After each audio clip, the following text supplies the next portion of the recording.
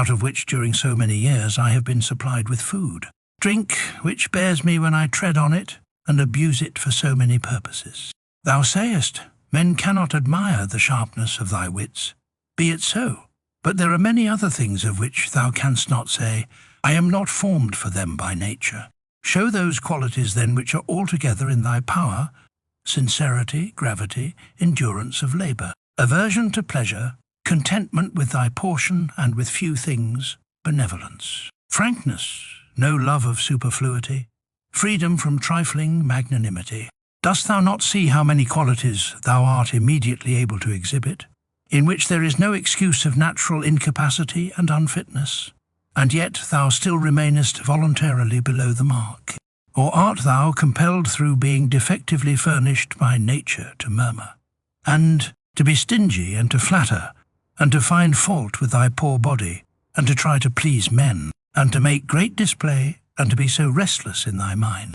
No, by the gods, but thou mightest have been delivered from these things long ago, only if in truth thou canst be charged with being rather slow, and dull of comprehension, thou must exert thyself about this also, not neglecting it, nor yet taking pleasure in thy dullness.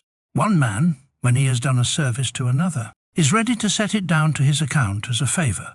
Conferred another is not ready to do this, but still in his own mind he thinks of the man as his debtor, and he knows what he has done.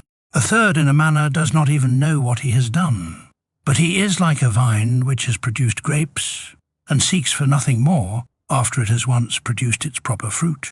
As a horse when he has run, a dog when he has tracked the game, a bee when it has made the honey, so a man when he has done a good act does not call out for others to come and see, but he goes on to another act, as a vine goes on to produce again the grapes in season.